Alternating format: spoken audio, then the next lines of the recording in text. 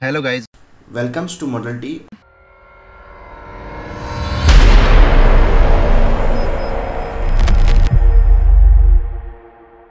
So guys, जैसे आपको पता है लास्ट क्लास में हमने एब्सोल्यूट कोऑर्डिनेट सिस्टम को कवर कर लिया है। आई होप आपको समझ में आ गया होगा। और अब हम बढ़ते हैं अपनी नेक्स्ट वीडियो की तरफ, जो कि होगी रिलेटिव कोऑर्डिनेट सिस्टम पे। तो जो पहली 3 वीडियो होगी ना, वो कोऑर्डिनेट सिस्टम पे ही चलेगी हमारी। तो एब्सोल्यूट कोऑर्डिनेट सिस्टम तो मैंने कर दिया है ख़त्म।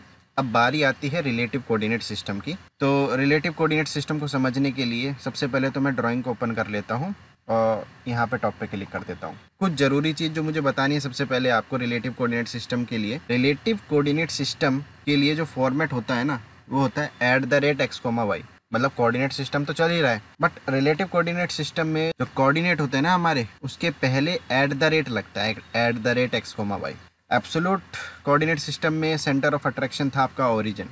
हर एक पॉइंट की पोजीशन ओरिजिन से ही डिफाइंड होती थी, ठीक है। बट रिलेटिव कोऑर्डिनेट सिस्टम में हम ओरिजिन से लेकर के चीज़ों को डेवलप नहीं करेंगे, किसी भी एंटिटी को नहीं बनाएंगे। रिलेटिव कोऑर्डिनेट सिस्टम में हम कहीं से भी शुरुआत कर सकते हैं, कहीं से भी। अगर मैं यहाँ से भी करना चाहूँ तो यहाँ से भी मैं शुरुआत कर सकता हूँ। बस रिलेटिव कोऑर्डिनेट सिस्टम का एक सीधा सा रूल ये है कि जो लास्ट पॉइंट होता है ना रिलेटिव कोऑर्डिनेट सिस्टम में, वो कंसिडर होगा एज अ ओरिजिन। क्या कंसिडर होगा? ओरिजिन की तरह कंसिडर होगा, ठीक है। अब मैं आपको ओपन करके दिखाता हूँ वही फाइल जिसमें हमने लास्ट में प्रैक्टिस करी थी। ये फाइल ओपन कर ली है मैंने।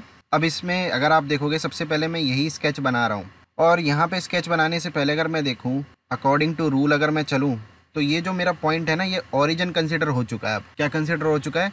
अगर ये ओरिजिन है तो ये वाला जो पॉइंट है यहाँ पे, मैं इसको मार्क कर देता हूँ। इस पॉइंट के कोऑर्डिनेट क्या होंगे? देखो अगर ओरिजिन है तो इस पॉइंट के सीधे सीधे कोऑर्डिनेट क्या है? x में 70 है और y में ये 0 होगा, क्योंकि x कब कब बढ़ता है आपको मैंने बताया, लेफ्ट टू राइट की तरफ। अब अगर जाओगे 0 से तो वो इंक्रीज होएगा। और y कब इंक्रीज होएगा? जब हम ऊपर की तरफ जाएंगे। तो हमारा जो शिफ्ट है वो अभी किस तरफ हो रहा है? Left to right. तो यहाँ पे हम आ गए, तो ये हमारा जो है ओरिजिन क्या हो जाएगा? ये वाला पॉइंट ओरिजिन हो जाएगा। तो उस पॉइंट के कोऑर्डिनेट हो जाएंगे @70,0। अब मैं इसको जूम आउट करता हूँ, और जूम आउट करने के बाद देखिए, ठीक है। अब मैं इस ड्राइंग पे दोबारा आ जाता हूँ यहाँ पे। अब इस पॉइंट के कोऑर्डिनेट क्या होंगे?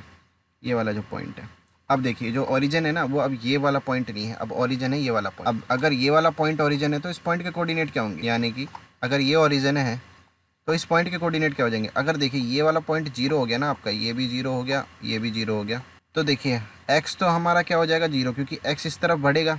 तो x 0 हो गया, और y क्या हो जाएगा आपका? y हो जाएगा 15, ठीक है। तो कर देते हैं, तो @0,15। अब दोबारा ड्राइंग में चलते हैं। अब इस पॉइंट को देखते हैं यहाँ पे, ठीक है। अब अगर ये वाला पॉइंट ओरिजिन है, 0 0 है, ये भी 0 और ये भी 0, दोनों 0 है, तो इस पॉइंट के कोऑर्डिनेट क्या होंगे? देखिए ये अब 0 से नेगेटिव डायरेक्शन में जा रहा है, इस तरफ, लेफ्ट साइड की तरफ। तो यहाँ पे जो x है हमारा नेगेटिव हो जाएगा, तो आपको दिख रहा है ये 55 हो जाएगा, और y 0 रहेगा इस केस में, क्योंकि हमारा जो शिफ्ट है वो इस तरफ हो रहा है। तो कर देते हैं @-55,0 एंटर हो गया।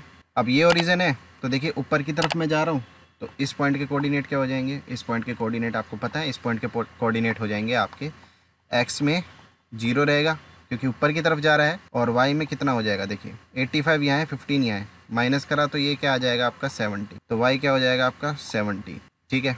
तो यहाँ पे @0,70 हो गया, ठीक है। अब देखिए मैं जूम आउट नहीं कर पा रहा हूँ।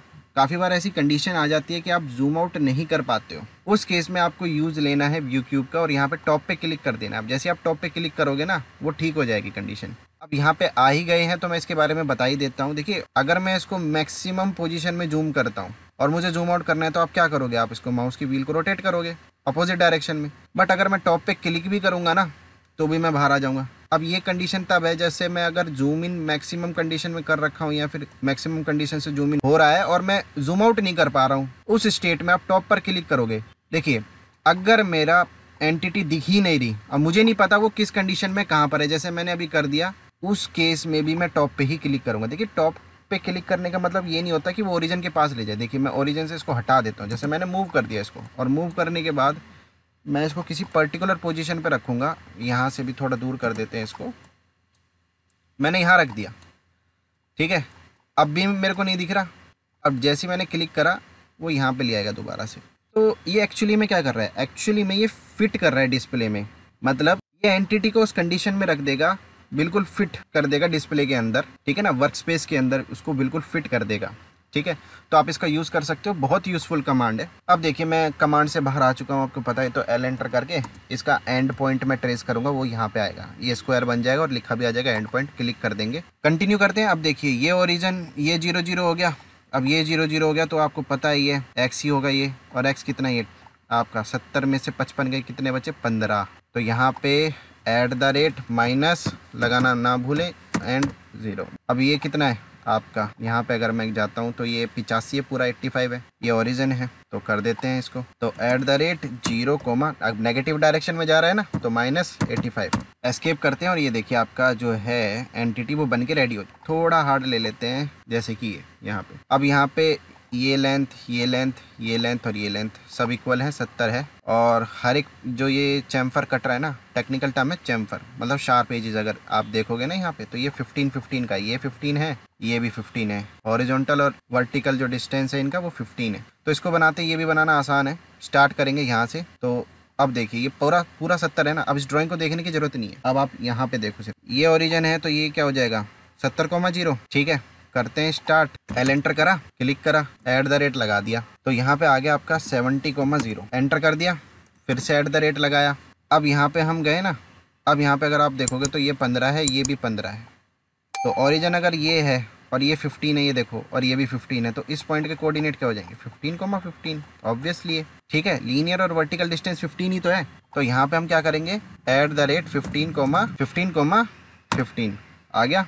अब देखिए ऊपर वाली लाइन 70 है, तो वो y में बढ़ रही है, तो x हमारा 0, तो 0,70 सेम एट द रेट। अब इस केस में आपका x तो हो जाएगा नेगेटिव, क्योंकि अगर यहाँ पे मैं ओरिजिन क्रिएट कर देता हूँ तो ये तो 0 है। अब 0 से लेफ्ट साइड वाली वैल्यू सारी क्या हो जाएंगी, आप नेगेटिव हो जाएंगी, और y जो होगा ऊपर वो पॉजिटिव हो जाएगा। ये अभी भी पॉजिटिव है, तो एट द रेट -15,15 मैंने कर दिया। फिर एट द रेट नेगेटिव में 70 चलेगा और 0 कर दिया मैंने।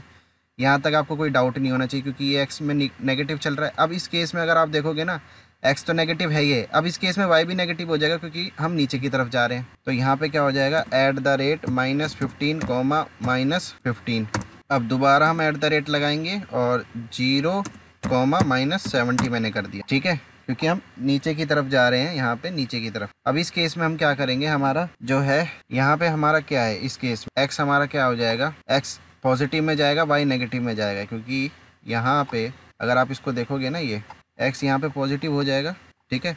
ओरिजिन ये है तो इस साइड जा रहा है, y नीचे की तरफ जा रहा है, तो वो क्या हो जाएगा, y नेगेटिव हो जाएगा, x पॉजिटिव हो जाएगा। तो एट द रेट कर दिया मैंने 15, -15 एंटर कर दिया। इस तरीके से हम बाहर आ, ठीक है। बहुत सिंपल है relative coordinate system. I hope आपको समझ में आया होगा। तब तक के लिए thank you very much, bye bye.